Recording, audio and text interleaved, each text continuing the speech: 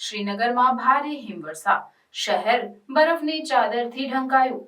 હિમવર્ષાને કારણે વાહન વ્યવહાર અને વીજ પુરવઠો ખોરવાયો। જમ્મુ અને કાશ્મીરની ઉનાળાની રાજધાની શ્રીનગર ભારે હિમવર્ષાને કારણે શિયાળાના અદ્ભુત દ્રશ્યમાં પરિવર્તિત થઈ ગઈ છે।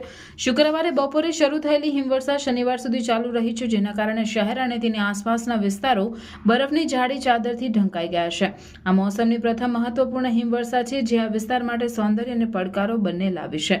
હિમવર્ષાએ દૈનિક જીવનમાં વિક્ષેપ પેદા કર્યો છે કે જેમાં જમ્મુ શ્રીનગર નેશનલ હાઈવે પર સેંકડો વાહનો ફસાઈ ગયા છે। ભારે બરફ અને શૂન્યથી નીચેના તાપમાનને કારણે રસ્તાઓ ખૂબ જ પલળી અને ચલાવવા માટે મુશ્કેલ બની ગયા છે।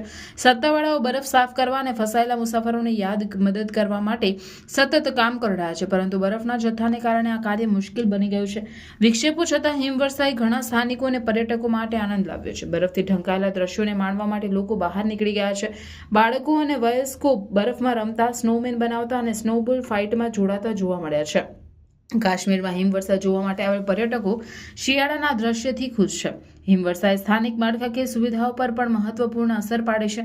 ઘણા વિસ્તારોમાં વીજ પુરવઠો ખોરવાઈ ગયો છે, જેમાં વીજ પુલ અને ટ્રાન્સમિશન લાઇનો ભારે બરફથી નુકસાન પામ્યા છે। વીજ પુરવઠો પુનઃસ્થાપિત કરવા માટે પ્રયાસો ચાલી રહ્યા છે, પરંતુ ઘણા રહેવાસીઓ હાલમાં વીજ વિના છે। ઉપરાંત ભારે હિમવર્ષાએ સંચાર નેટવર્ક અને અન્ય આવશ્યક સેવાઓને અસર કરી છે, જે સ્થાનિક વસ્તીને પડકારોનો સામનો કરાવે છે।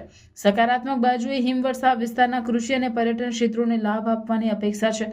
બરફ પાણીના જથ્થાને પુનઃસ્થાપિત કરવામાં મદદ કરશે અને આવનારા રબી પાક સિઝનને ટેકો આપશે। પર્યટન ઉદ્યોગ માટે હિમવર્ષા એક આશીર્વાદ છે, જે ગુલમર્ગ અને પહલગામ જેવા વિસ્તારના પ્રસિદ્ધ શિયાળાના સ્થળોએ મુલાકાતીઓને આકર્ષે છે। આ વિસ્તારોના હોટેલ અને રિસોર્ટ નવા વર્ષની ઉજવણી માટે સંપૂર્ણપણે બુક થવાની અપેક્ષા છે।